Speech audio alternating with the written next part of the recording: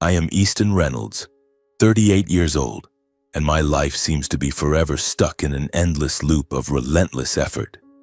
I work as a project manager for a financial company in a big city, where numbers and reports are my daily companions. I've been grinding here for the past 10 years, pouring sweat and tears into every project, hoping that one day there would be a real turning point. But no, I'm still just a small cog in a massive machine, salary enough to live on, but not enough to dream big. Every morning when I wake up, I look in the mirror and ask myself, what are you striving for? And the answer is always Leon, my 9-year-old son, the center of my universe. After the divorce 3 years ago, I became a single father. My ex-wife, Sarah, chose to start a new life with another man, leaving Leon for me to raise. In the early days, I was panicked and lost, not knowing how to balance keeping my job while caring for such a young child. But day by day, Leon gradually became the only reason I stayed strong. The boy with bright eyes and an innocent smile always made all my fatigue vanish the moment I opened the door and stepped into the house. We live in a small apartment in the suburbs, where everything is arranged neatly, saving every penny. I don't dare take risks. I don't dare make mistakes. My life revolves around 3 things: work to pay the bills, caring for Leon so he doesn't lack anything, and saving for the future. A future I hope will be better for my son. Then the opportunity came, unexpectedly like a passing breeze. My boss called me into his office one rainy afternoon. "Easton, you've been selected for this business trip," he said, his voice full of expectation. It was a week-long trip to New York, where I would directly handle negotiations and sign a major contract with a strategic partner. This contract was no small matter. It involved millions of dollars and could open the door to promotion that I'd been waiting for all these years.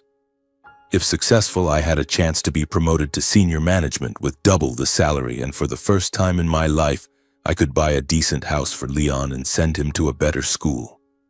But if it failed, my boss didn't say it outright, but I understood clearly. I'd be sidelined or even lose my job. This wasn't just a project. It was a turning point. The one chance after years of diligence that I couldn't afford to lose. I was excited, but then reality hit me in the face. Who would take care of Leon for a week? Sarah now lives in another state, and we don't stay in touch much. The only relatives I could rely on were my biological parents, Hudson and Riley Reynolds. They live in a small town 2 hours' drive from the city, in the old house where I grew up. My father, Hudson, is a man of few words, a former auto mechanic who retired early. My mother, Riley, worries about little things but always acts strong. We haven't been very close since the divorce. They once blamed me for not saving the marriage. But they love Leon, or at least I thought so.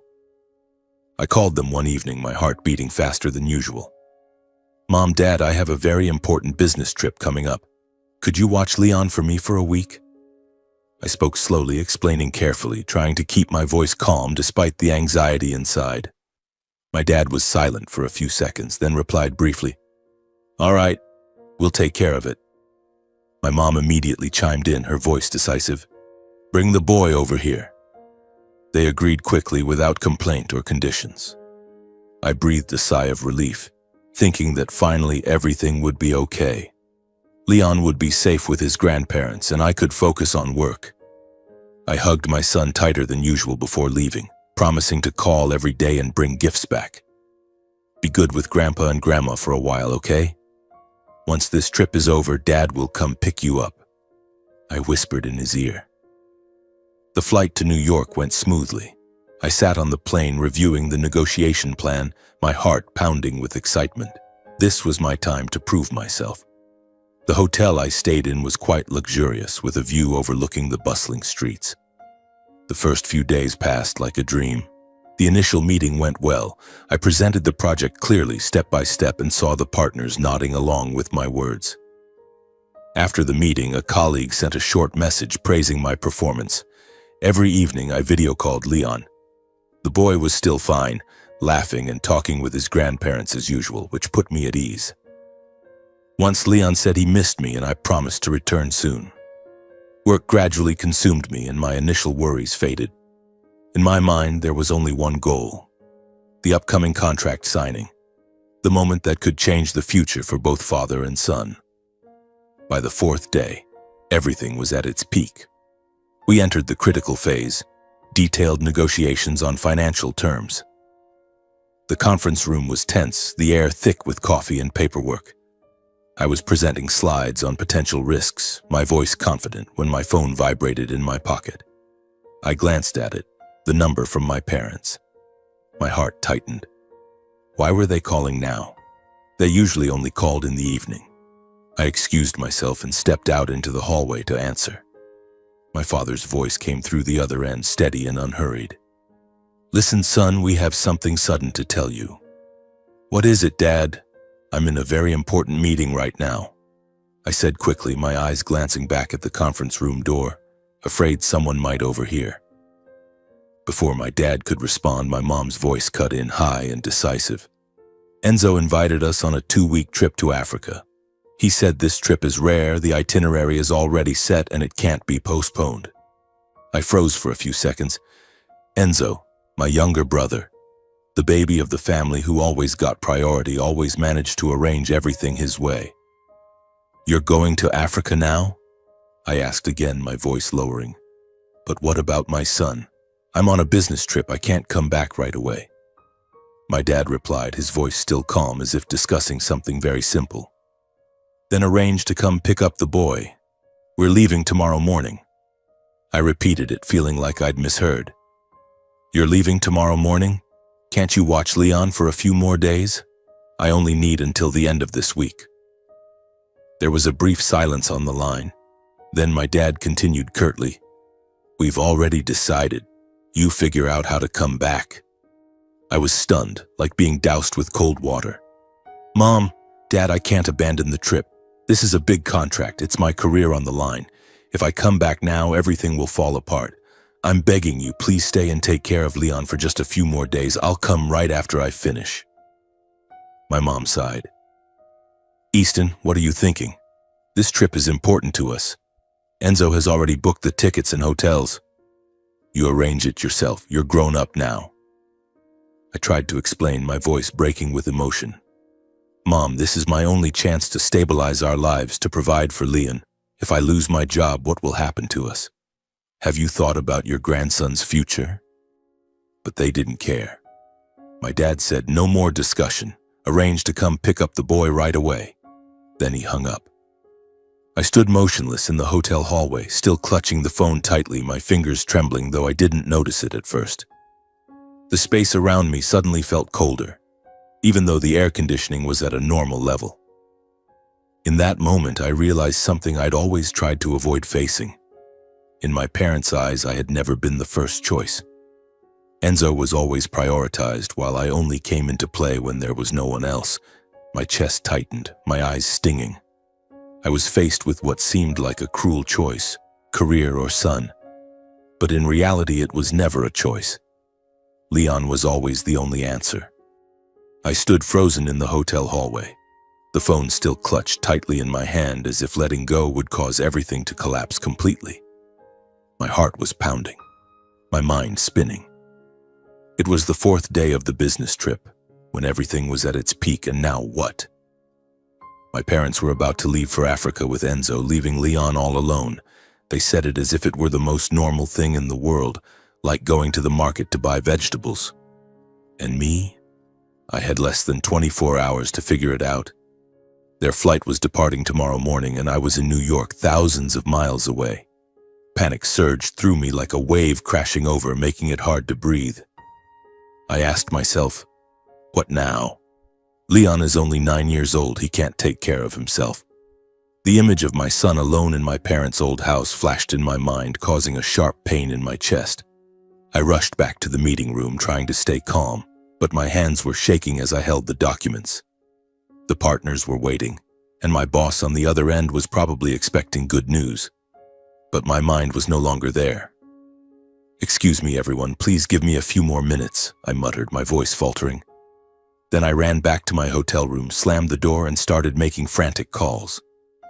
First, I thought of friends. Mike came to mind immediately. An old colleague, now freelancing, living not far from my parents' house. I called him right away. He picked up quickly, but after I finished explaining, there was silence on the line for a few seconds. Then he responded, his voice apologetic, saying his wife was about to give birth and he couldn't leave the house right now. Maybe tomorrow, but not tonight. I thanked him curtly and hung up, a heavy sense of disappointment settling in my chest. I moved on to Lisa, a college friend who now works as a teacher. I tried to keep my voice steady as I asked her to watch Leon for one night. Lisa sighed and said she was out in the suburbs visiting her parents and couldn't get back in time. She suggested I try an emergency babysitting service. That idea gave me a sliver of last hope. I hurriedly searched on my phone and called the first company that popped up. The person on the other end was very polite, but the answer was cold. They needed at least 24 hours to arrange anything, and the emergency rate was up to $200 an hour. I asked if there was any faster option, but the answer was still no. I called the second company, then the third. The results were no different. No one could come right away that night, especially at such a late hour. I started calling colleagues. Sarah from HR answered, but as soon as I finished explaining, she apologized immediately. She had young children at home. Her husband was working the night shift, and she couldn't leave. I snapped the phone shut and stood motionless in the hallway, realizing I'd just gone full circle. Friends, services, colleagues, and there wasn't a single other name left to call. The options vanished one by one, leaving a stark truth. No one but me could go pick up Leon. Every door slammed shut in my face. No one could help. I collapsed onto the bed, cold sweat breaking out despite the air-conditioned room. The only choice left, abandon the business trip or leave Leon in an unsafe situation. Imagining my son alone at night, hungry, scared. No, I couldn't let that happen. Career? Big contract? They mattered, but Leon was my flesh and blood. I'd lost my wife, lost so many opportunities, but I couldn't lose my son. With trembling hands, I opened my laptop and drafted an email to my boss. Dear Mr. Thompson, I regret to inform you that, due to a family emergency, I am forced to cancel the business trip and return immediately. I understand the consequences, but I have no other choice. I apologize for the impact on the project. I hit send, and that was it. It felt like I'd just signed my career's death sentence. I packed my things hastily, the suitcase a mess of suits and documents. At the airport, I booked the earliest flight. Luckily, there was a seat, but I had to wait 2 hours. In the waiting area, I sat huddled, my mind in turmoil. This was the biggest opportunity of my life, a contract that could change everything, higher salary, a new house, a better school for Leon. And now, I'd be fired, or at the very least demoted. Savings would run out quickly. I blamed myself. Why hadn't I planned better? Why had I trusted my parents so much? The plane took off and I stared out the window at the dark clouds drifting slowly below. The farther we got from the ground, the clearer and heavier the unease inside me became, growing with every passing minute. My heart raced, my hands unconsciously gripping the armrest tightly. Worst-case thoughts kept appearing one after another. Leon home alone, the door unlocked. Something unexpected happening with no one there. I tried to push them away, telling myself I was overthinking. But the worry wouldn't stop. It clung to me throughout the entire flight. The plane landed near midnight. I hailed a taxi and asked the driver to go straight to my parents' house. On the highway, I kept calling, first my dad, then my mom, but all I got were endless, meaningless rings. No one answered. The phone screen lit up and went dark again, repeating like a cruel taunt. The car sped through the night, headlights sweeping over the dark rows of trees along the road. The driver glanced at me in the rearview mirror and quietly asked if I was okay. I just nodded to brush it off, my eyes still glued to the phone, hoping for a missed call, but there was nothing. My parents' house appeared in the darkness, too quiet, no lights on, no familiar sound of the TV or people talking.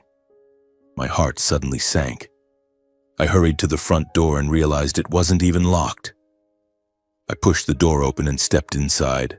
The house was so dark and silent that the sound of my own footsteps echoed clearly. I called Leon's name, my voice sounding strange in the empty space. No response. I went straight to the kitchen and then froze. Leon was sitting on a high stool holding a box of cereal, trying to pour it into a bowl but spilling it everywhere. He turned around, his eyes red and puffy. "Daddy, I'm so hungry." Grandpa and Grandma went away to play. On the dining table, there was just a crumpled $10 bill and a short note. "Take care of yourself, Leon. Grandpa and Grandma are going out to play." That was all. No instructions, no emergency phone number. They had really left, abandoning their 9-year-old grandson to fend for himself. I rushed over and hugged him, tears welling up. "I'm sorry, buddy." "Daddy's late." Leon clung to me tightly, his voice trembling. "They left this afternoon and told me to be good at home. I was so scared, Daddy." I pulled out a chair for him to sit properly, opened the fridge to get the half-finished carton of milk, and found a clean bowl. I poured cereal into the bowl, added milk, and gently pushed it toward Leon. He ate quickly, the spoon occasionally clinking against the bowl, looking up at me now and then as if to make sure I was still there. I sat close beside him, placing my hand on his back, saying nothing. Watching him eat with his head down in silence, I suddenly felt my chest tighten. Anger welled up inside me, intertwined with overwhelming guilt. I couldn't understand how they could do this to their own grandson. But right after that, the blame turned back on me. Why had I entrusted him to them? Why hadn't I suspected something sooner? I quickly put a jacket on Leon and took him next door. The porch light at Mrs. Johnson's house was still on. I knocked, my heart burning with urgency. When she opened the door, I asked right away, trying to keep my voice calm. "Ma'am, did you see where my parents went?" Mrs. Johnson looked at me, sympathy clear on her face. "Easton, they left early this morning, with big suitcases. They said they were going on a trip to Africa with Enzo." She paused for a moment, then added, "I thought the boy went with you. They didn't say they'd be back the same day." That was enough. There was no room left for doubt or vague hope. They had really gone decisively, without a second thought about how Leon would manage. I held Leon tightly in my arms, my chest filled with a suffocating mix of emotions. I was furious at what my parents had done, but that anger was quickly overtaken by guilt when I realized I was the one who had put my son in this position. In that moment, for the first time, I began to question things I had once believed in absolutely. That family is always the safest place. That leaving my child with his grandparents was a choice that needed no second thought. I took Leon back to our small apartment that very night. The boy fell asleep in the back seat of the car, his innocent face oblivious to the storm that was raging. When we got home, I carried him to bed, tucked him in carefully, and sat beside him, watching him breathe steadily. My heart was still racing wildly, as if everything around me could collapse at any moment. I couldn't sleep at all. Lying restless in the darkness, my mind kept swirling with images that refused to fade. The hastily scribbled note, "Take care of yourself," left on the kitchen table, the crumpled $10 bill, and Leon sitting alone in the pitch-black house. Those images repeated over and over, gripping me tightly. I couldn't comprehend how my parents could do that. They were his own grandparents, after all. The next morning, the sun rose as usual, but for me it carried an indescribable heaviness. Leon woke up, rubbed his eyes, and grinned widely. "Daddy, I want pancakes today." I forced a smile, trying to sound cheerful. "Okay, Daddy will make them for you right now." I went into the kitchen, my hands trembling as I fried the pancakes, my mind still haunted by the canceled business trip. I knew the company wouldn't forgive easily. And just as I expected, while Leon was eating happily, the phone rang loudly. The screen showed my boss, Mr. Thompson. My heart tightened, as if someone was squeezing it. I stepped out onto the balcony, closed the glass door so Leon wouldn't hear, and answered.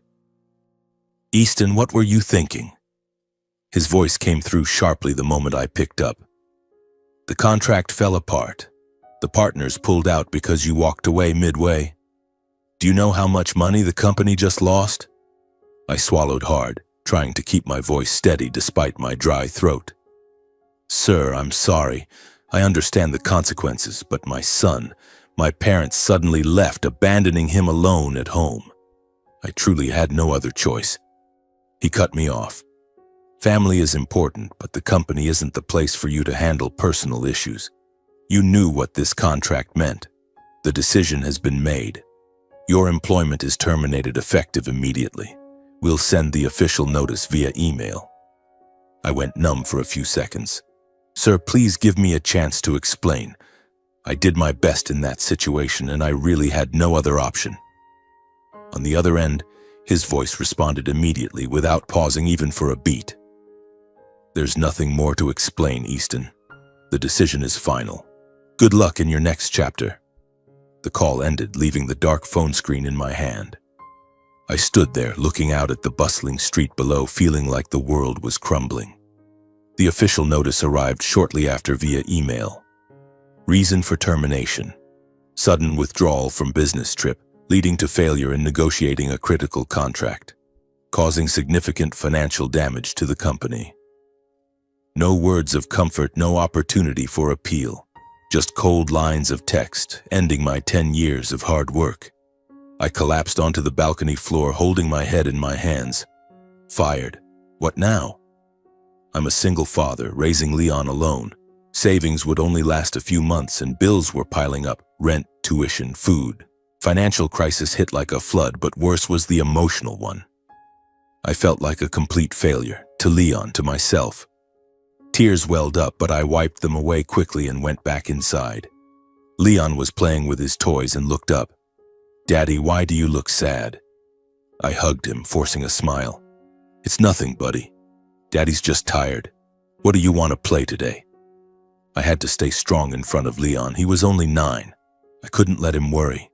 Every day I got up early, cooked, took him to school as usual. But at night I lay awake, calculating every penny meticulously. Look for a new job?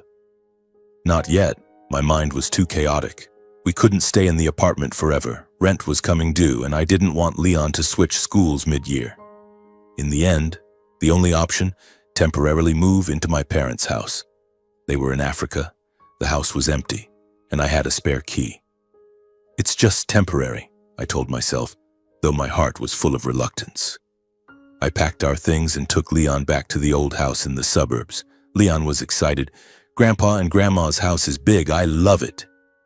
For me, stepping inside felt like returning to the past. A past full of unfairness that I'd tried to forget. The first days there were heavy. The house was silent, no laughter, just the musty smell from old furniture. Leon played in the backyard while I started cleaning to kill time and push away the anxiety.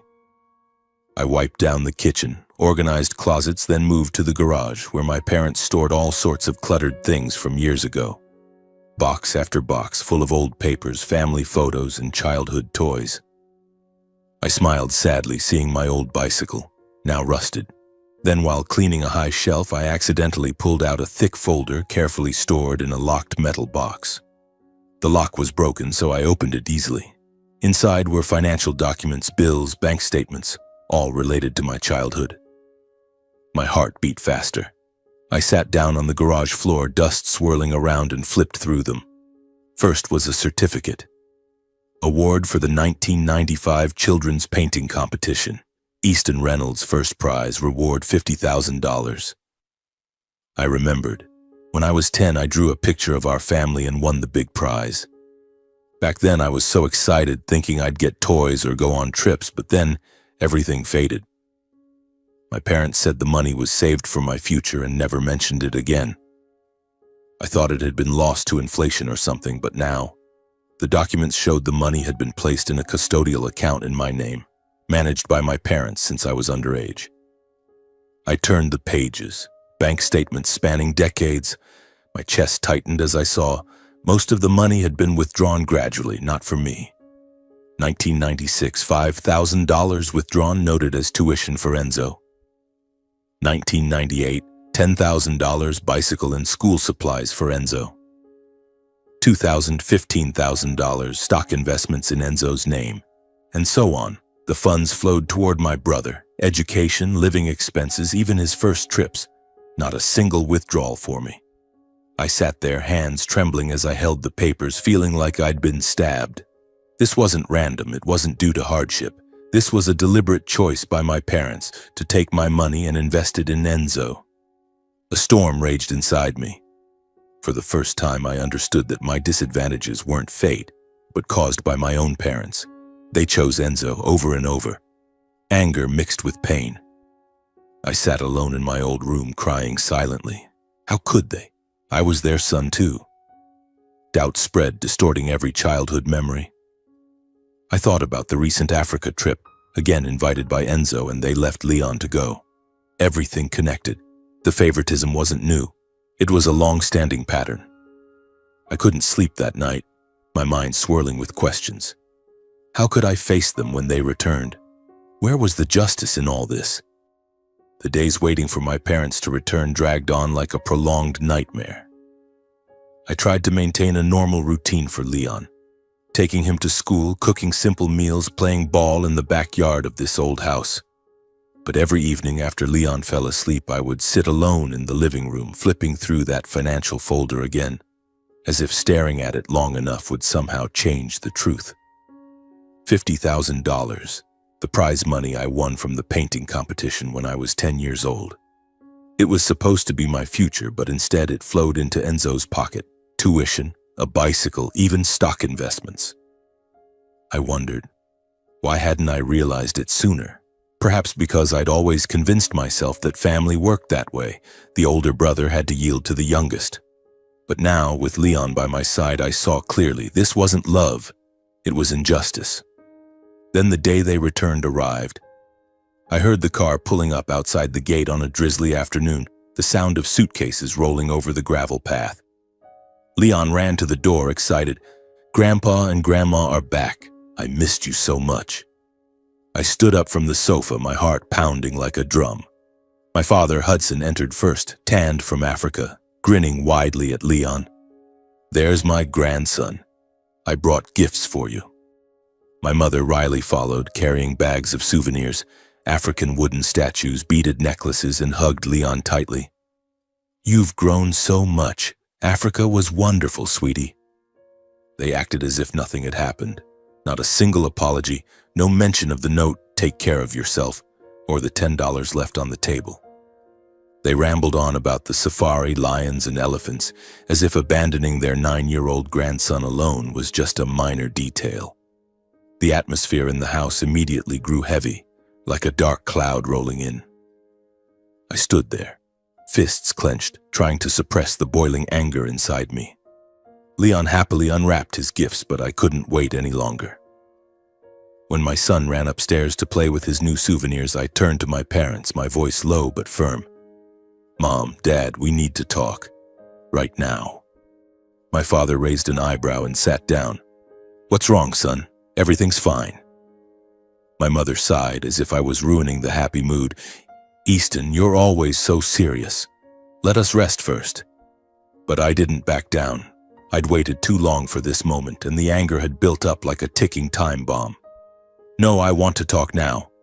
You left Leon alone in the house without any supervision. My son is only 9 years old. What were you thinking, leaving a note and $10, then going on your trip?" The air in the room suddenly thickened, so tense I felt like one more word would make everything explode. My father shrugged with that familiar indifferent demeanor, his voice even as if discussing something trivial. "Is that what you want to talk about?" It was unavoidable. "Enzo invited us suddenly. It was a rare trip. We thought you'd arrange to come back in time." My mother immediately jumped in, her voice higher and sharper as if to shut down the issue. "That's right, Easton. We didn't intend to leave him alone for long. Besides, Leon is old enough, he can manage." I stood frozen. Not a single apology, not a trace of remorse. In their tone, abandoning their grandson alone seemed no different from forgetting to lock the door on the way out. Blood rushed to my head, my heart pounding. "Unavoidable?" I snapped, no longer able to keep my voice calm. "You called me right in the middle of the most important negotiation of my life. I lost my job because I had to drop everything to come home, to save my son from the dangerous situation you created. Leon was hungry, scared, alone in a dark house. That's not unavoidable. That's irresponsible. They exchanged glances. My father shook his head, irritation clear on his face. You're exaggerating everything. We're grandparents, not professional babysitters. You should be grateful we watched him for the first few days. Those words landed like a knife.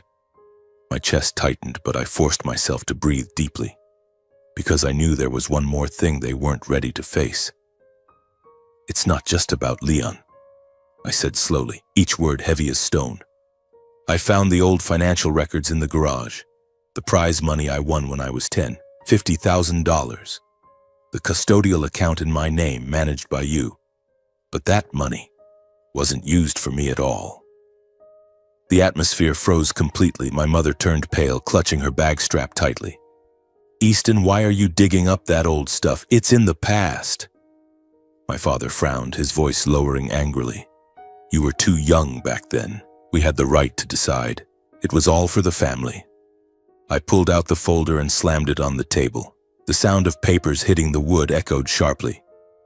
For the family or for my brother? I said, my voice shaking with anger. $5,000 for Enzo's tuition, $10,000 for his bike, $15,000 for investments in his name. Not a single dollar for me. Not one. My father quickly flipped through a few pages, his lips moving silently. Times were tough back then, and Enzo needed the money more than you. My mother avoided my eyes, speaking softly but coldly. You were older. You could fend for yourself. Enzo needed priority. To us, it was a choice for the greater good. The greater good. That familiar phrase appeared again, like every time they needed to justify themselves. My heart shattered into pieces, but the anger kept me standing. The greater good? I growled. That was my money, my prize. You were just custodians, not owners. Why didn't you use it for my art lessons, for college without loans? Why was it always Enzo? Always Enzo? Those words unleashed a flood of memories crashing over me violently. I remembered being 12, begging to take piano lessons and being told we couldn't afford it. A few months later, Enzo came home with a brand new guitar, and I convinced myself it was just how siblings worked, that yielding was the right thing. Enzo's successes were always treated as the family's pride. When he graduated college, my parents threw a big party. When he started his company, they bragged to everyone as if it were a shared achievement. But for me, it was different. I graduated with honors, but got only a brief pat on the back. You're grown now? Take responsibility for your own life. My efforts were never seen as noteworthy. They were expected like breathing. I grew up as the one who always had to yield, never prioritized for opportunities or financial support when I needed it. Now, sitting across from my parents, I realized misappropriating the prize money wasn't a momentary mistake. It was the result of years of favoritism. Enzo was the golden child and I was just the shadow. The confrontation escalated so quickly I could barely breathe. My father stood up abruptly, his voice loud and harsh, abandoning his fake calm. Easton, are you still blaming us? We raised you all those years. He pointed at me. Your failures are because you don't know how to sacrifice. You always put work and your own interests above family. If you'd come back sooner, none of this would have happened. I let out a bitter laugh, my voice choking. Come back sooner? You called me in the middle of the most critical negotiation of my life. I came back to save my son, your grandson, from being abandoned. My mother immediately interrupted, her voice trembling but defensive. Don't exaggerate like that. We didn't mean to. And Leon was fine anyway, nothing serious happened. I looked her straight in the eye. Fine? He's 9 years old. When I got back, he was hungry, scared, and the thing that hurt me most was that he thought his dad might not come back. My father waved his hand impatiently. Enough. We're grandparents, not babysitters. You can't dump all the responsibility on us. My mother nodded, tears in her eyes, but not from regret. Every family requires sacrifice, Easton. Enzo understands that. You only know how to blame. I clenched my fists, my voice dropping. Sacrifice? I sacrificed my entire childhood yielding to Enzo. I sacrificed my career to protect my son. And you call that selfish? My father was silent for a few seconds, then said a sentence that made the room feel like it was collapsing. Maybe you're just not suited to this family's way of life. Those words hung between us, cold and final. I waited in a brief and foolish moment for them to take it back, to realize something. But no. They stood there looking at me with strangers' eyes.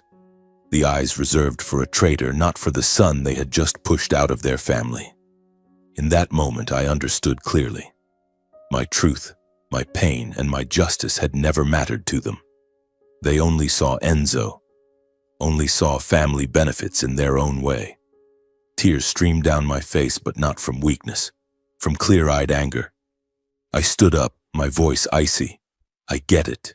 You don't need to say more. They looked at me in surprise, but I had decided.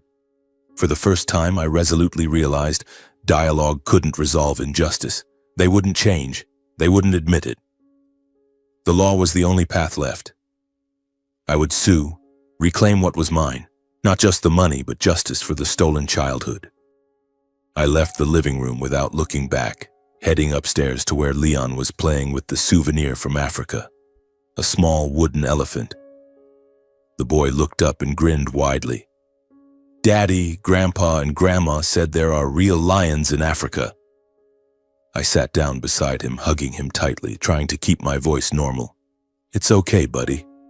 Daddy's just tired. Keep playing, I'll take a quick nap. But in my mind, a storm was raging. Suing my own parents. The thought made my heart tighten. It was the hardest decision of my life, like tearing apart the last remaining shell of family with my own hands. I grew up believing that blood ties were sacred, that parents were always a pillar of support no matter what. But now, after that failed confrontation, I saw clearly. That belief was just an illusion. They had never prioritized me, and if I didn't act, the injustice would continue to spread to Leon. That night, I sat up and opened my laptop, searching for laws on financial guardianship. Articles about abuse of guardianship rights chilled me. How many people like me had their futures stolen by their own parents? The next morning, I called a local lawyer, my voice trembling. I need advice on suing my parents for misappropriating guardianship funds.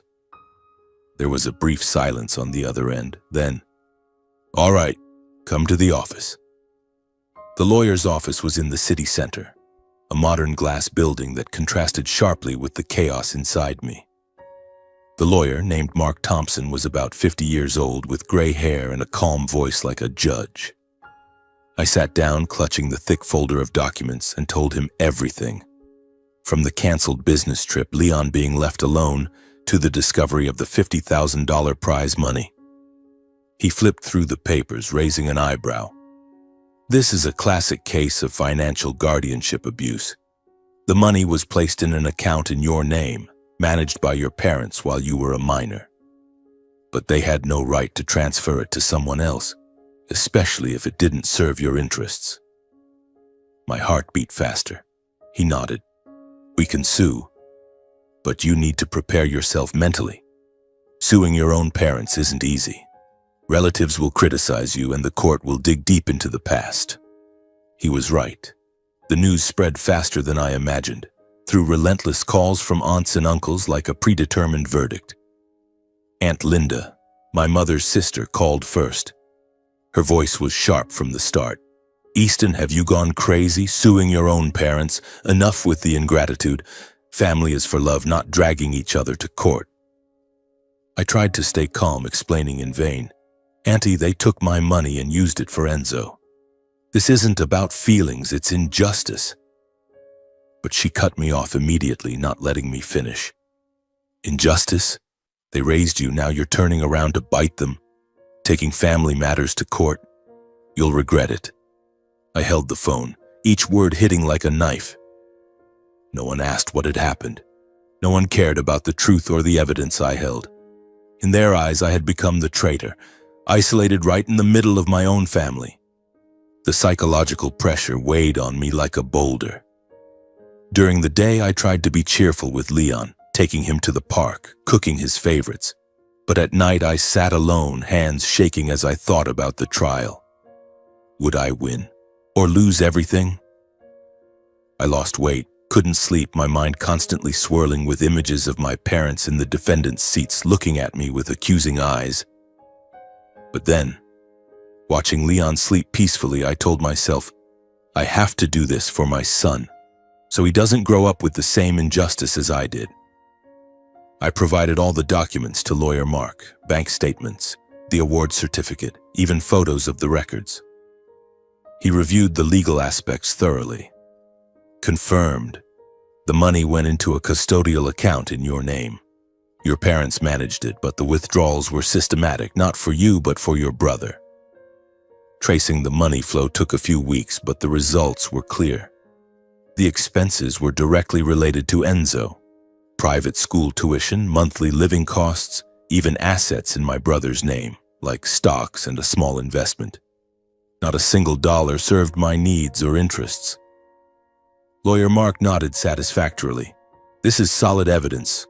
We'll file the lawsuit demanding repayment of the principal plus interest plus compensation for damages. I nodded, but my heart was full of anxiety. How would my parents react? They would hire their own lawyer, and the battle would drag on. The initial trial took place after 3 months, the most nerve-wracking period of my life. The local courthouse, a small but stifling room with old wooden benches and a chilly atmosphere. I wore a black suit, hands clenched, sitting beside lawyer Mark. Leon was at home with neighbors. I didn't want him to witness this. My parents entered the courtroom, their skin still tanned from the Africa trip, contrasting with the obvious fatigue on their faces. When they saw me, their eyes held no worry or remorse, just blame and indignation. "Easton, what are you doing?" my mother whispered, her voice trembling, tears welling up as if she were the one hurt. Enzo sat behind them, leaning back in his chair, face darkened, silent from beginning to end, avoiding my gaze. The air in the courtroom was heavy as lead. Then the judge, a middle-aged woman with a stern expression, banged the gavel, officially opening the trial. My parents' side argued first. Their lawyer, a thin elderly man, stood up. "Your Honor, Hudson and Riley Reynolds were legal guardians. They had the right to decide how to use the money for the family's benefit. At the time, the family was struggling and they chose the best way." My father testified, "We did it for the family. Easton was older, he could handle himself. Enzo needed it more." My mother nodded. "We love our children equally. There's no favoritism." Those words made my blood boil. "Equally?" I looked at lawyer Mark. He nodded. It was our turn. Mark stood up, his voice confident. "Your Honor, guardianship rights do not include transferring assets to others, especially when it harms the ward. The money belonged to Easton Reynolds, but it was systematically withdrawn, not for him." He presented the statements.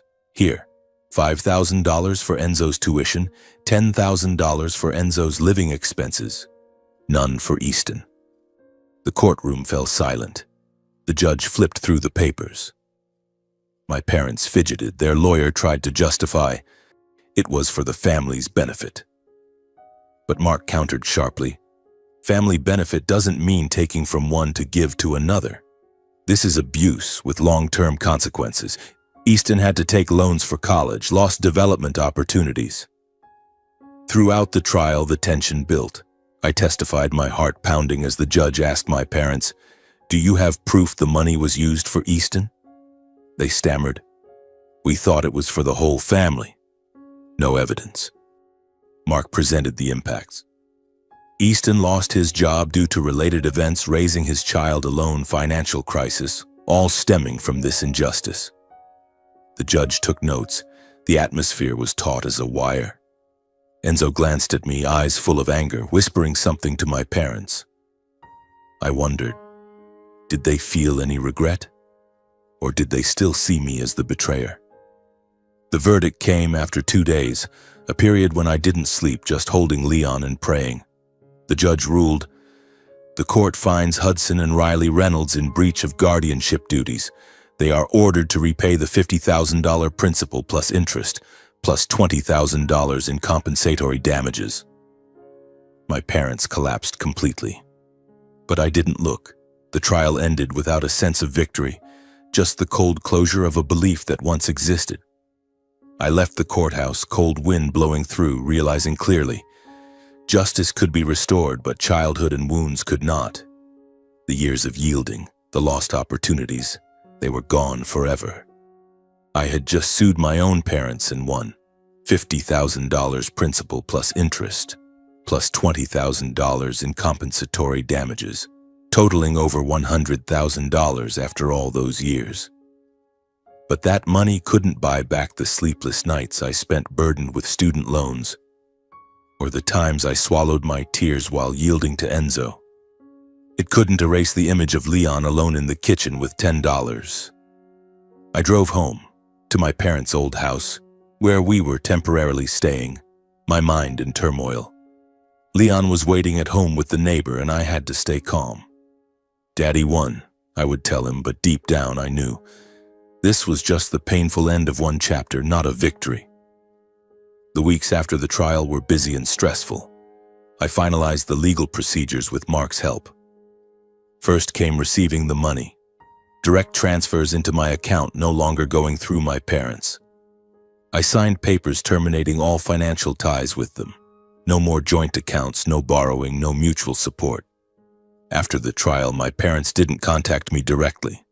Through their lawyer, they only sent a brief notice. We will repay in full. No apology, no additional explanation.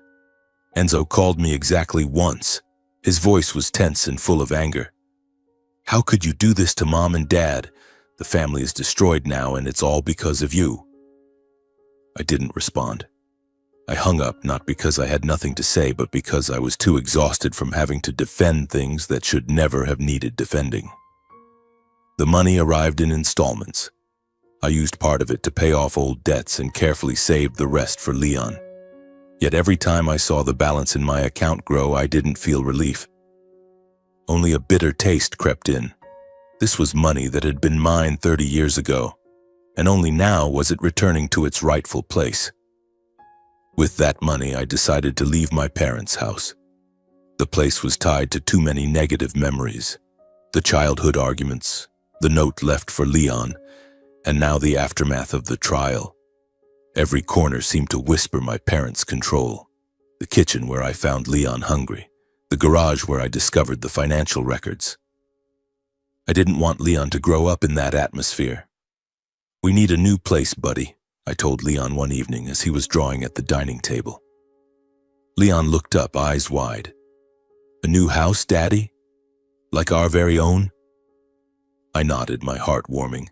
Yes, just for us, where no one interferes in our lives anymore. I started house hunting, browsing real estate sites, calling agents. It was exciting, though money wasn't abundant, but I wanted something small, safe, near Leon's school.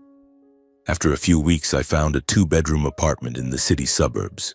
Clean white walls, a small backyard, and most importantly, no shadows from the past. Moving day brought light rain, as if washing away the old dust. I glanced at the old house one last time in the rearview mirror, my heart tightening. This was where I grew up, but also where my future was stolen. We arrived at the new apartment, opened the door. Fresh paint smell, sunlight streaming through the windows. Leon rushed into his room. My room is so big, Daddy. I smiled for the first time in months, feeling a sense of relief. A life completely separate from the past began here. No calls from my parents, no criticizing relatives. Just father and son, free to choose. In this new life, I focused on finding work. Losing the old job still haunted me. I had been a project manager. Now I had to start over at a lower position. I sent resumes everywhere in finance, accepting lower pay but stability. Nervous for every interview. Would they ask about the gap in my CV? The reason for leaving? I practiced in the mirror. I needed time for family, but now I'm ready to return. After a few rejections, thank you, but we need someone with more experience. I got a call from a small company downtown. Easton Reynolds? We'd like to invite you for an interview for a financial analyst position. My heart raced. The interview went smoothly. They focused on skills, not digging into the past. "You have strong project management experience," the interviewer said. I nodded. "Yes, and I'm committed to long-term collaboration." I got the job. Salary not as high as before, but a less toxic, competitive environment. No more late-night stressful meetings, no boss yelling. The company focused on stable data analysis with loyal clients. My direct boss was Natalie Hayes, a woman around 40 with neatly short hair and a calm voice like a cool stream. On my first day, she greeted me in the office. "Hi, Easton, I'm Natalie. I hope you'll like the work environment here. We work as a team, no unreasonable pressure." She was practical, respecting personal boundaries.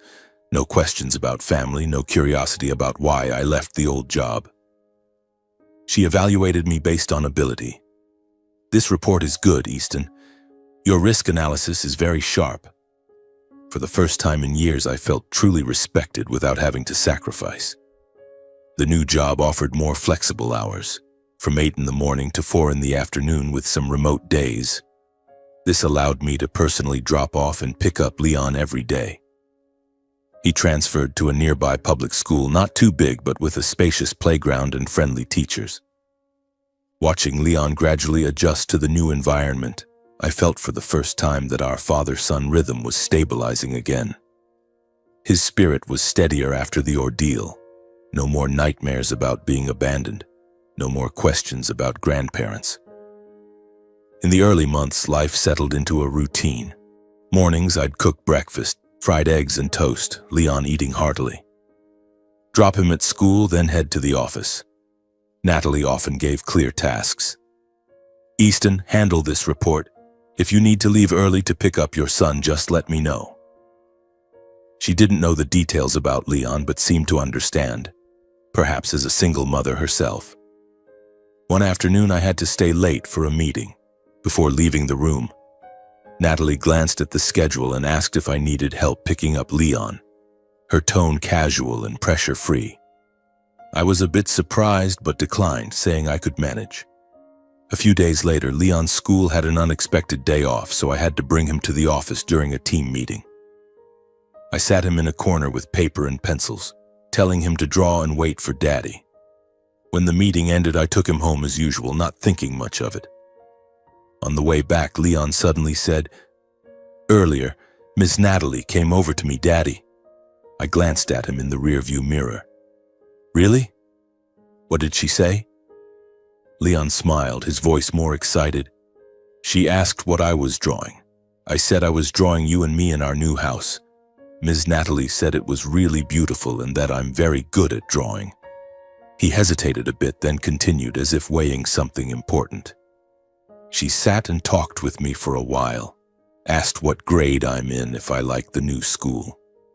She didn't scare me at all." That last sentence made me pause. Leon was usually wary of strangers. When we got home, as he changed clothes, he added casually, "Daddy, I think Ms. Natalie is nice. I like her." I was silent for a few seconds, then nodded. "Yeah, Daddy thinks she's a good person too." Father and son, we began a new phase, not living by endurance but by conscious choices. I chose a better-fitting job, a new home, and no contact with my parents, even though memories sometimes flooded back, making nights longer. Leon had his own choices too. He made friends at the new school, started taking art classes, something I had loved as a child but never fully pursued. On weekends, we went to the park together, ate ice cream, laughed like any ordinary family. The initial worries, whether money would suffice, whether Leon was truly okay, gradually faded, giving way to a rare sense of peace. One evening, Leon hugged me and said he liked the new house, that he wasn't sad anymore. I kissed his forehead and said the same. Life wasn't perfect yet. I still remembered my childhood, still worried about the future ahead. But now, we were free. No one controlling us, no more favoritism. Just the two of us walking side by side. The first few months in the new apartment passed like a peaceful dream after a nightmare. Every morning I woke up to the smell of freshly brewed coffee. Work at the new company gradually stabilized. Natalie assigned clear tasks, colleagues were friendly, and there were no meetings so stressful that they left me exhausted. The salary wasn't high, but it was enough for us to live comfortably. The savings from the trial helped me pay off all old debts, and I started building a fund for Leon, dreaming of the day he would go to college. Leon adapted quickly to the new school. He made friends with a few neighborhood kids, joined the art club, and his spirit was brighter than ever. "Daddy, today I drew a picture of us going to the beach," Leon exclaimed one afternoon, holding up a sheet of paper bursting with vibrant colors. I smiled and hugged him. "It's beautiful, buddy. We'll go to the beach for real this summer, okay?" For the first time in years, I felt like life was falling into place. No sudden worries, no haunting shadows from the past. Natalie even invited us over for dinner a few times, and Leon grew fonder of her, calling her Miss Natalie with a warm voice.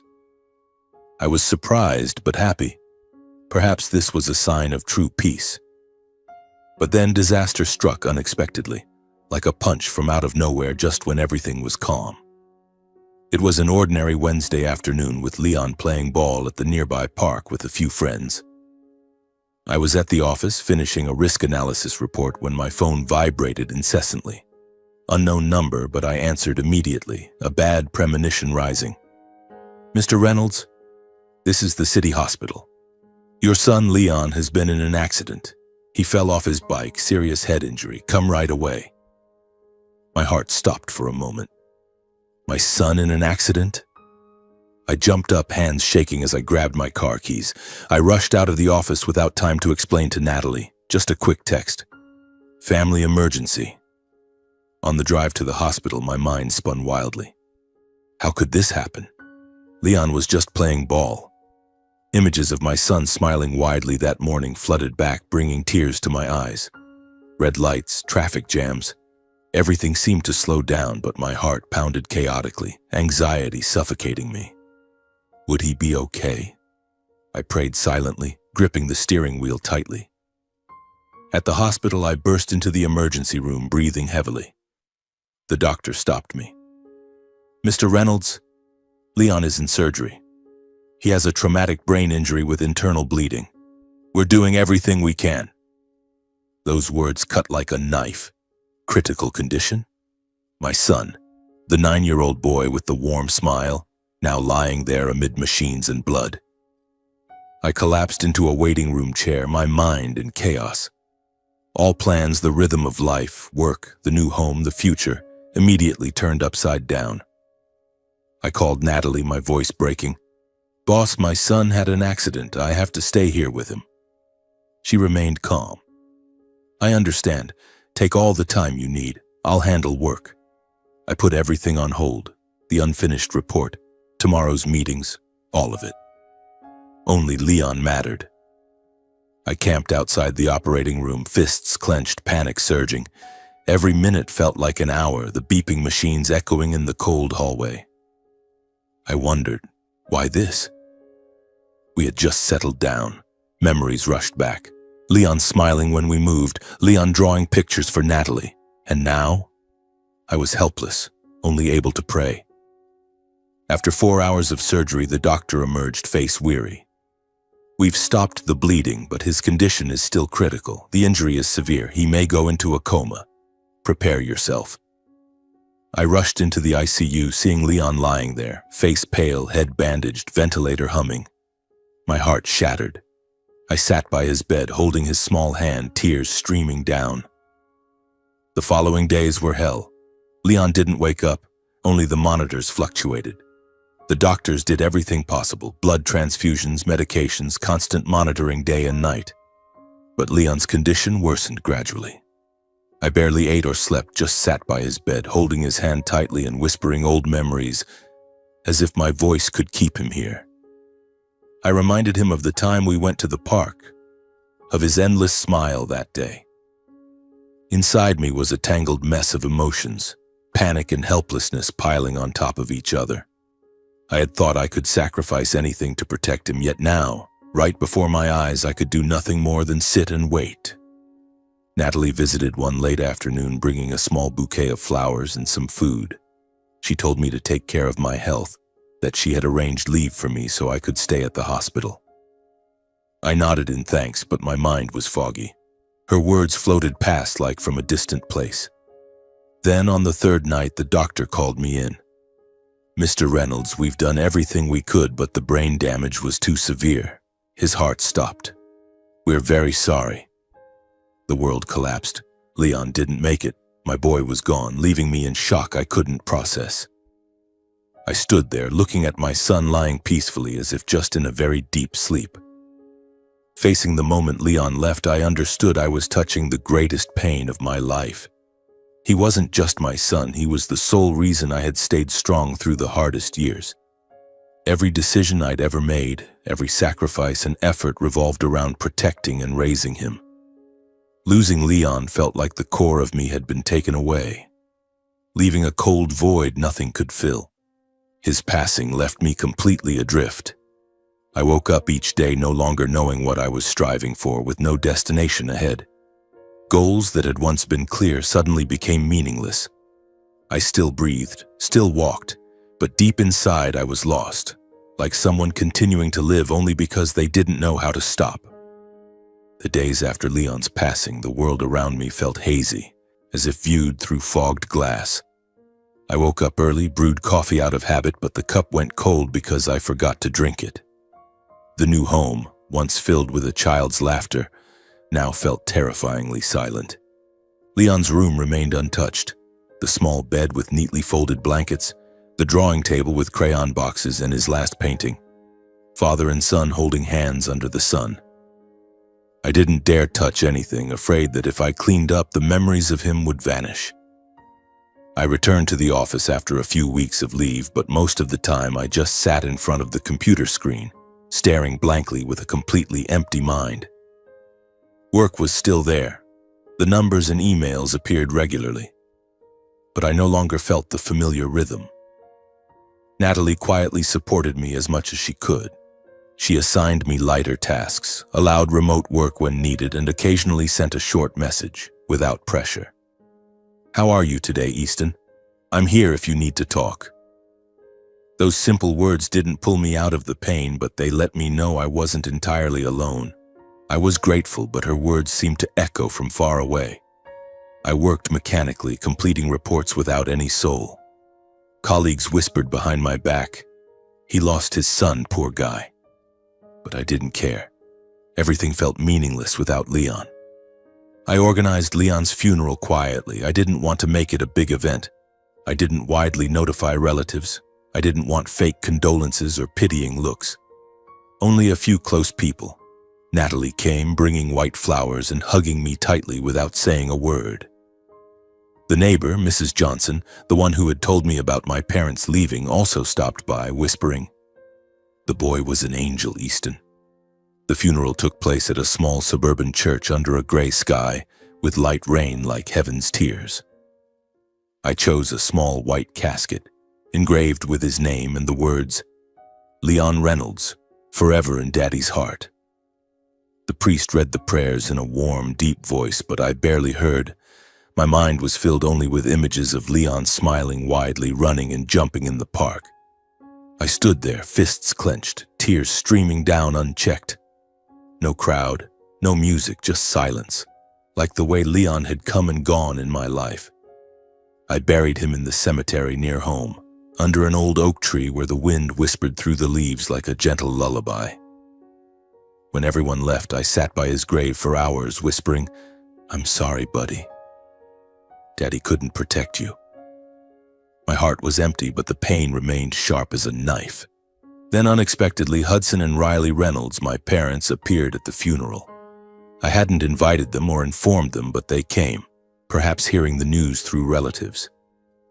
I was standing by my son's grave, holding a bouquet of white daisies, when I heard a car pulling up at the cemetery gate. Turning around, I saw my parents stepping out of their old car, dressed in black but without clear signs of grief. My father, Hudson, had his usual stern face. My mother, Riley, held a small handbag and walked slowly toward me. My father said, voice even, "Easton, we've come to say goodbye to the boy one last time." No tears, no embrace, just cold words like a weather report. I froze, my heart tightening. What were they doing here? After everything, the lawsuit, the severance, now they showed up, but not for genuine condolences. My mother glanced at the grave briefly, then turned away. The poor boy. But her voice held no emotion, no feeling. They stood there, distant, like strangers attending someone else's funeral. Throughout the service, my parents maintained a detachment that chilled me. As the priest read the final prayers and everyone bowed their heads, my parents stood straight, eyes gazing into the distance, not joining in. They showed little concern for me, no questions, no hug, just a nod when I looked over. And almost no display of affection for Leon. No shared memories, no tears, no touching the grave. The funeral ended quickly, people left, leaving me with my parents. The air grew heavy. Cold wind whipped through the cemetery, dry leaves rustling like resentful whispers. After the funeral, Hudson and Riley took the initiative to speak with me privately. They didn't leave right away, but waited by the grave. "Easton, let's talk for a moment," my father said, voice still even. We sat on a nearby stone bench under the oak canopy. The rain had stopped, but the sky remained gray. My mother spoke first, voice slightly trembling, but not from sadness. "Son, we're getting old. Our health is failing badly. Your father has joint pain. I have high blood pressure. We need a large sum for treatment and retirement." I froze, staring at her. They were saying they needed money for medical care and old age right after my son's funeral. My father cleared his throat first, voice deep and firm as if prepared long ago. "Easton, you can see it. Age waits for no one. We're full of ailments now, not like before. My joints are getting worse. The doctor says without surgery, walking will be hard later. Your mother has to take expensive medications regularly." My mother continued slowly with a touch of weariness. "We don't want to burden you. But truly, we don't have much time left. Old age has come, and without money, it's miserable." Before I could say anything, my father looked straight at me and continued, voice even but cold. "Your circumstances are different now. You no longer have to raise a young child.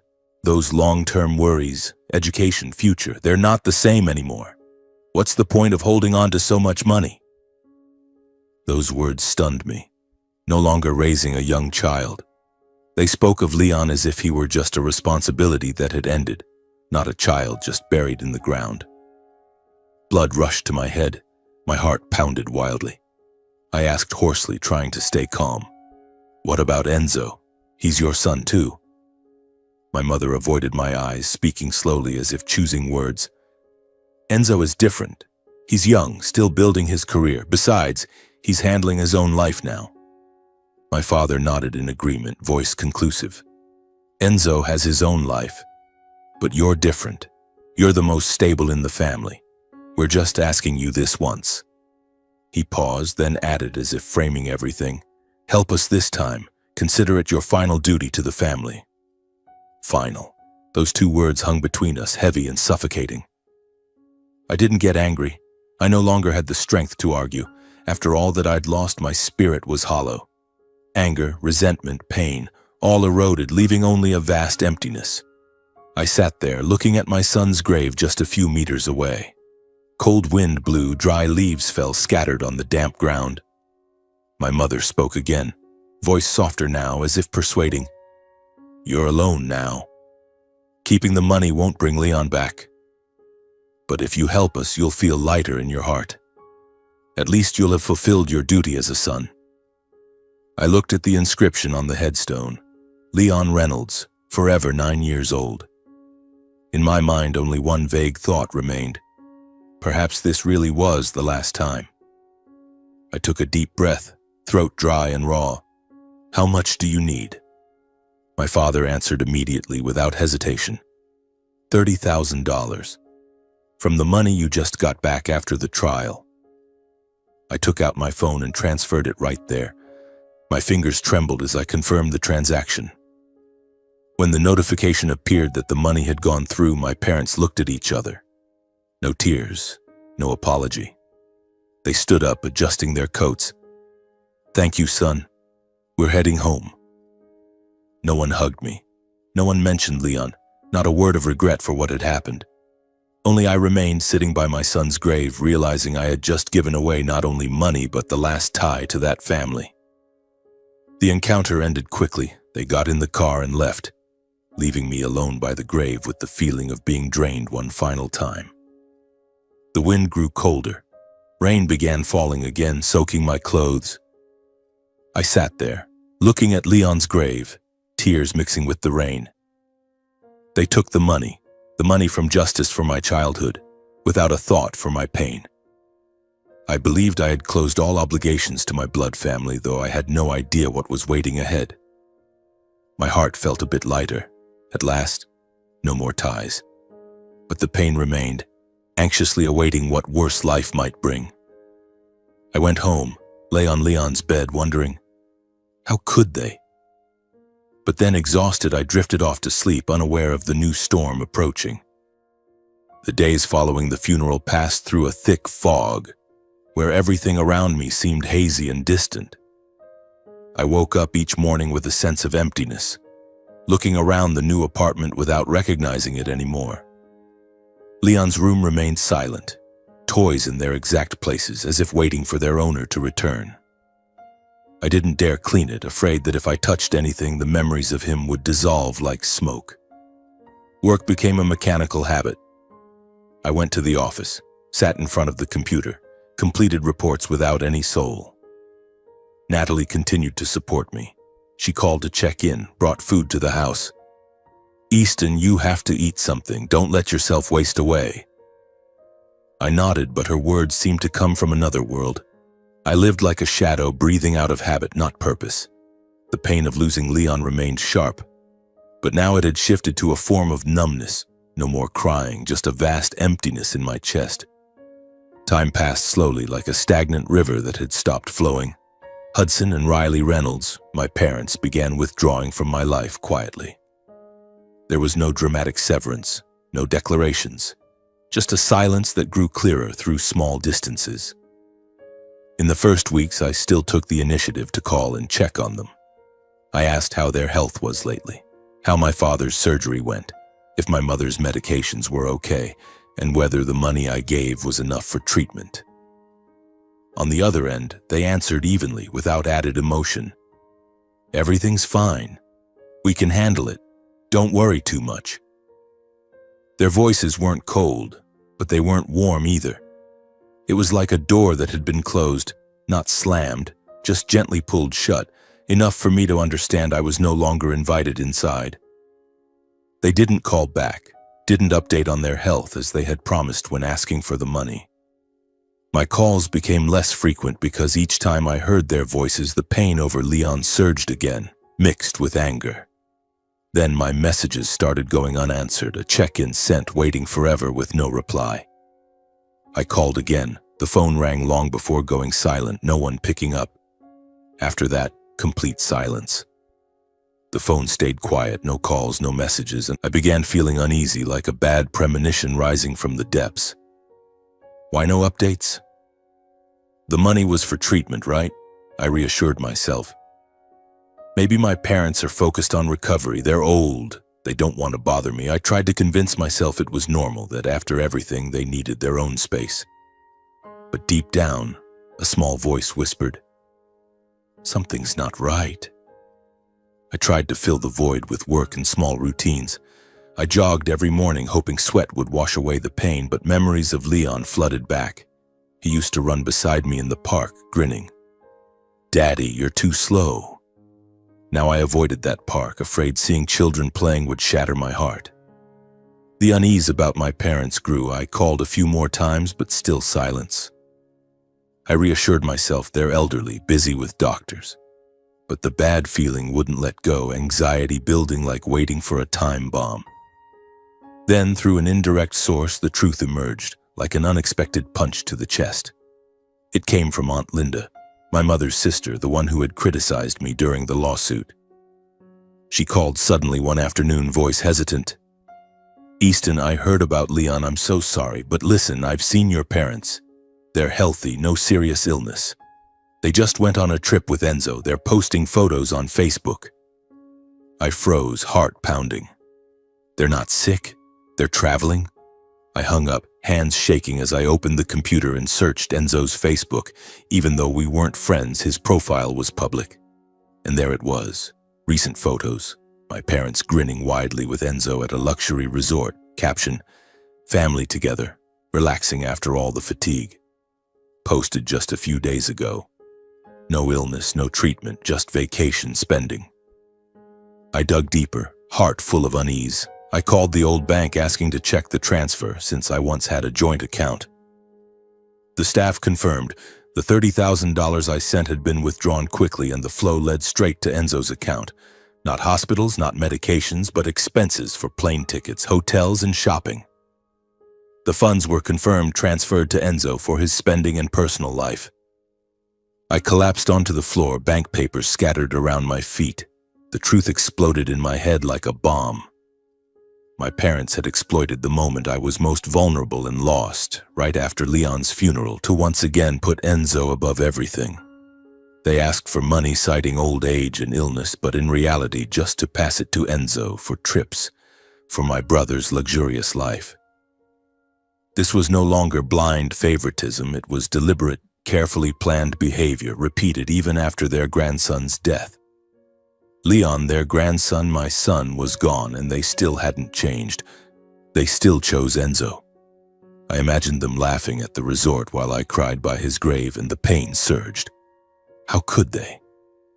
After everything, the lawsuit, the losses, they still took money from me, from my pain, to feed that favoritism. My heart raced, but not with explosive anger, just a clear-eyed coldness spreading like ice flowing through my veins. I didn't seek confrontation or questioning, because I understood that words would be meaningless. They would justify, evade, blame me for being selfish as always. I was tired of pointless arguments, of lies. Instead, I proactively ended all contact completely. First blocking my parents' and Enzo's phone numbers. No calls, no messages. Then deleting email addresses, changing the address on documents, even blocking them on all social media. I made a clear, calm decision, no longer allowing my parents or Enzo access to my life in any way. No visits, no contact, no existence in my world. This betrayal didn't cause an explosive rage like before, no shouting, no punching walls, but left a clear-eyed coldness, with no more hope or illusions. I accepted that the blood family relationship had ended long ago. Only now was it definitively confirmed. They were no longer family, just strangers once tied to a painful past. After completely cutting off contact with my parents and Enzo, I entered a phase of life free from external conflicts, but filled with internal voids. No more sudden demanding calls, no accusatory messages, no shadows of the past creeping into my daily life. The phone stayed silent, the inbox empty. A false peace, like a calm lake surface hiding turbulent undercurrents. But that void, the pain of losing Leon, remained, now layered with the final betrayal's coldness, making everything heavier. I woke up each morning feeling lost, looking around the new apartment and wondering, is this my home? Leon's room stayed closed, but the silence from it echoed throughout the house, reminding me that he was gone. I tried to fill it with routines, brewing coffee, checking work emails, but my heart remained empty like a bottomless pit. Anxiety surged on late nights. What else does life have in store? But I pushed it away because if I stopped to think, I feared I would collapse completely. I continued my current job, maintaining a stable routine to avoid sinking entirely into grief. The office became a refuge. I arrived early, worked late, immersing myself in spreadsheets and reports to forget the emptiness. Natalie remained a wonderful boss. She assigned clear tasks and praised me when I completed them. Work was no longer a burden but an anchor keeping me from drifting. I avoided deep conversations, but Natalie understood. She didn't ask about Leon or family, just sent encouraging messages. If you need time off, just let me know. I maintained healthy habits. Morning runs, quick salads for lunch, simple dinners at home, even though alone. Those routines acted like a protective shell, preventing me from plunging deeper into pain. But at night when the lights went out, the inner void rose, leaving me lying awake, wondering, how do I go on living without my son? I kept a few small items of Leon's as the only way to stay connected to memories of my boy. Not everything. I didn't want to turn the house into a museum of sorrow. But a few things. The painting he drew of father and son under the sun, the teddy bear he loved hugging to sleep, and the small bicycle now tucked away in the garage. Every evening I held the painting, tracing the clumsy brush strokes, whispering, "My son, Daddy misses you so much." Memories flooded back like warm water, Leon grinning while painting paint all over his hands. "Daddy, does it look like you?" Those items didn't fill the void, but they kept me from forgetting. Anxiety when touching them. Would the pain ease or sharpen? But I still kept them because they were the remnants of my son in my life. In the early days after the loss, I learned to accept the silence in a home that once echoed with a child's voice. At first, that silence was an enemy, resonating everywhere, reminding me of Leon's absence. No more giggles, no more calls for me when hungry, just the wind outside the window and the ticking clock. I tried turning on the TV to fill it, but the artificial noise only made my heart heavier. Gradually, I learned to embrace that silence, sitting alone on the sofa, eyes closed, letting memories of him flow without resistance. Those moments were painful but necessary. I cried, then wiped my tears, telling myself, this is the new reality. Silence wasn't an enemy but a companion. Anxiety waiting to see if I'd get used to it, but gradually I accepted. The house remained empty, but I still breathed. Natalie Hayes continued to support me discreetly without interfering or pushing me to move on. She didn't show up unannounced, didn't call relentlessly. Just small gestures, work emails with notes like, "Hope you're getting better," bringing coffee to the office, or inviting me to lunch. "Just work talk if you want." She respected boundaries, not asking about Leon unless I brought it up. Natalie's presence brought a sense of safety, not to fill the void because no one could replace my son, but to keep me from falling apart completely. In moments when I sat alone at the office, mind foggy, she passed by and smiled. "Need any help?" Those words were like an anchor, pulling me back to reality. Anxiety when thinking about her. Could this be a new beginning? But I didn't rush. I was just grateful for that quiet support. The relationship between Natalie and me gradually developed, based on understanding and respect for each other's wounded boundaries. At first, just colleagues, then simple dinners, often pizza at a familiar spot, talking about work and books. Once she shared about her daughter and her past divorce, speaking lightly. There were times I felt lost, but time helped me stand firm again. I told Natalie about Leon, about my childhood, about my parents' final betrayal. Not everything, just scattered pieces. She listened without judgment, only saying softly, "You've endured so much, Easton. Don't force yourself to forget." We didn't rush. No hand-holding, no promises, just being together gently. There were moments of anxiety, wondering if I was ready, but Natalie always respected that silence. She didn't push me to move forward, she just quietly accompanied me. That relationship was like a cool stream, flowing slowly but enough to soothe the parched ground in my heart. I wasn't seeking salvation in something new. I was learning to live on with the pain. Natalie wasn't a replacement. No one could replace Leon. She was just part of my new life. I spent much time reflecting on the entire journey, from a childhood of favoritism to the successive losses in the present. On late nights by the window, cold wind blowing through, I recalled, at 10, winning the prize but the money going to Enzo. Teenage years yielding everything. Marriage breaking, job loss, lawsuit, losing Leon, final betrayal. That chain of injustice was like a red thread running through my life. I realized not fate but others' choices, but now I chose how to respond. I understood that forgiveness was no longer about salvaging family but freeing myself from resentment. Resentment toward my parents, Enzo. It was heavy, dragging me down. I chose silent forgiveness. To lighten my heart, not to give them another chance to hurt. I resolutely refused to hand over the power to wound me again. Permanent severance, self-protection. I accepted that some relationships, even labeled family, need release to survive. Blood ties don't automatically mean love. My parents proved that. Forgiveness isn't permitting repeated harm. I forgave but didn't return. Sometimes the only way forward is letting go of relationships no longer worthy, as I had done. My new life wasn't complete happiness but conscious peace. I smiled more with Natalie, worked efficiently, but my heart still held the void. That peace, accepting pain, living on, was a gift I gave myself. I kept walking forward not because I'd forgotten Leon, but because I carried him in every part of my life. Memories of him were no longer just pain, but reminders of how deeply I had loved. Leon remained there, in quiet mornings, in decisions I made, and in how I learned to live slower, more careful with my own heart. In the end, I understood a simple but bitter truth. Blood ties don't automatically create love, and forgiveness doesn't mean allowing others to repeat harm. Some relationships, no matter how close once, need release so one can go on living.